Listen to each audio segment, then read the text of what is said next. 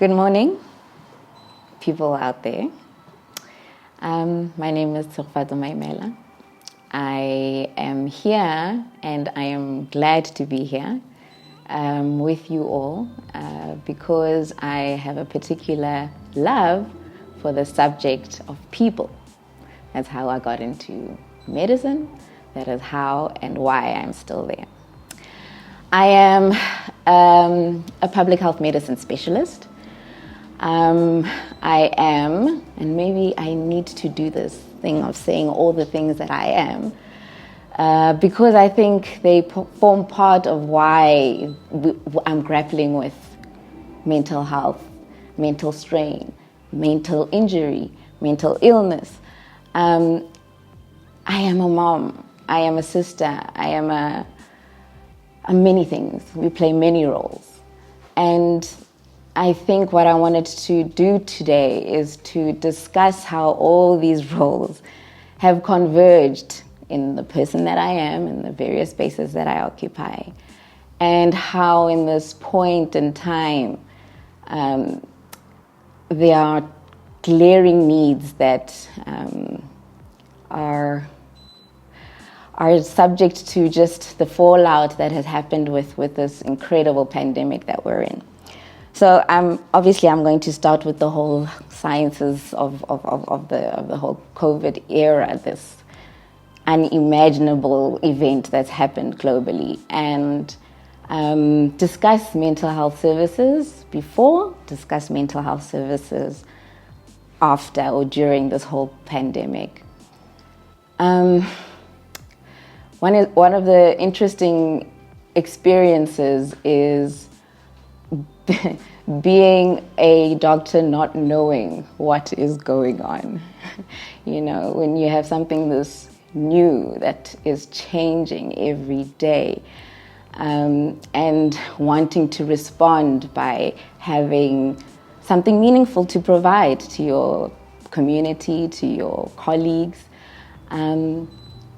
It has been a harrowing event for, I think, our colleagues, and it continues to teach us how to accept that there's lots that we don't know.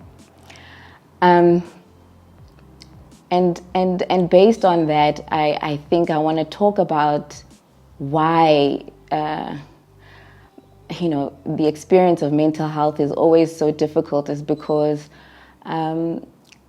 people are complex beings, and their stories are often complex, and the information that we have about things or people, about the world and how it works, is very complex.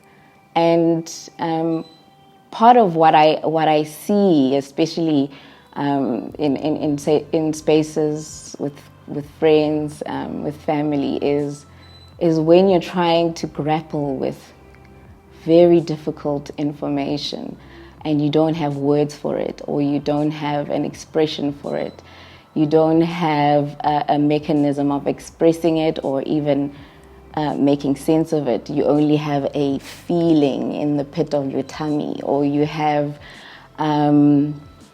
something ringing in your ears. I think it's important to acknowledge the fact that we are still in a journey of discovering this mental health, mental wellness discussion, and that it isn't a perfect discussion, and we're allowed to wrestle with it, wrestle with the language of mental health, wrestle with our experiences of it, and also wrestle with how we want our society to respond to the way we are experiencing the journey, especially now. I was asked specifically to talk about socio-economic contexts and how they impact mental health access. And I mean, historically, there's been quite a little amount of investment in mental health. Usually, 1% of the health budget used to go into mental health services. I'm seeing over time that there's a much bigger investment in mental health, but definitely we need more resources and more knowledge and health literacy around what mental health is and why it is normal. So to have experiences of sadness, extreme sadness, in grief, in loss, which is currently happening to all of us, I think. It's normal to have these bouts of sadness, of anxiety. It isn't an abnormal response, and that it's important that we aim to normalize the way we talk about mental health for ourselves and how we talk about it with our peers and our colleagues and our families.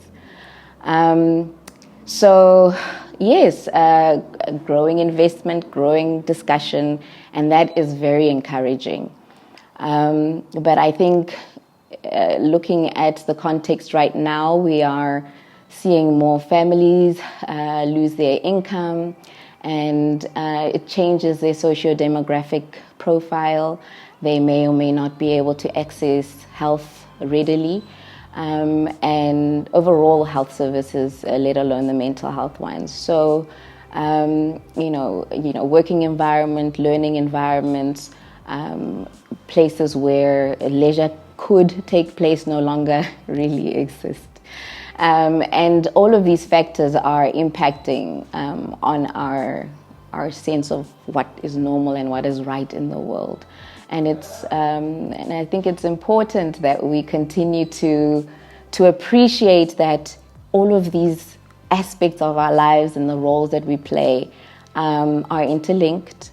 One impacts the next. So if one aspect of home life is moving a little bit to the left, and it impacts my work environment, my ability to concentrate, my ability to even work from home. What is that? And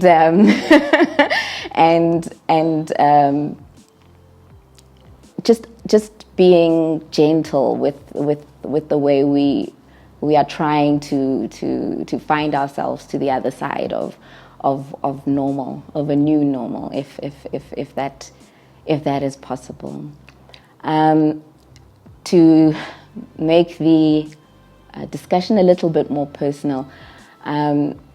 The current demand that exists on healthcare workers is incredible, and I would like to talk and touch on a subject called burnout that I'm sure everyone is experiencing, whether it's a fatigue of Zoom meetings or fatigue of just general work and home life. I mean, at the beginning of the pandemic, I found myself overworking, trying to find the right information, trying to put together the right procedures for our institutions, and was just not sleeping. And somewhere around June, I ended up so burnt out, I had to be admitted just to rest. Just to have a couple of days of rest and to eat and to sleep. And I think one of the most important aspects, and this is something to do with agency of people, is that we need to recognize when our bodies are telling us that we are overwhelmed, that we have taken on or overcommitted ourselves to projects, to work. I think it's important that we acknowledge that our resources are finite, and that we need to use them or share them responsibly, and also that it's okay to practice certain boundaries that include making sure that you have a meal a day, that you try and rest and sleep, that you leave at a certain time at work and you don't just keep going because the work is already there, and to really ask for help. For I think many people, and I think for our system certainly, and for myself, we're growing in normalizing the concept of asking for help almost literally every moment of the day. And it is important to ask for help because there's so much that we don't have and don't know. But I believe there is always a genuine response, a health response, to try and make sure that you meet people who are journeying through mental strain or mental illness. And yes, it's okay.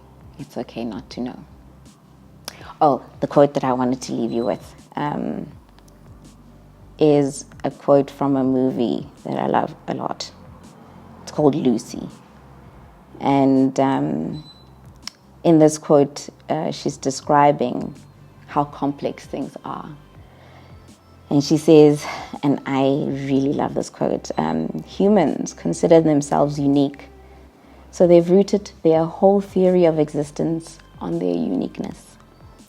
One is their unit of measure, but it's not. All social systems we've put into place are a mere sketch. 1 + 1 = 2. That's all we've learned. But 1 + 1 does not equal 2. There are, in fact, no numbers, no letters. We've codified our existence to bring it down to a human size to make it comprehensible. We've created a scale, I love this, so that we can forget its unfathomable scale. I think language and systems of knowledge do try and condense information, but it's okay to live in a world where things are unfathomable and you can still survive it. You can still be happy in it. You can still be grateful in it. You can still be gracious in it.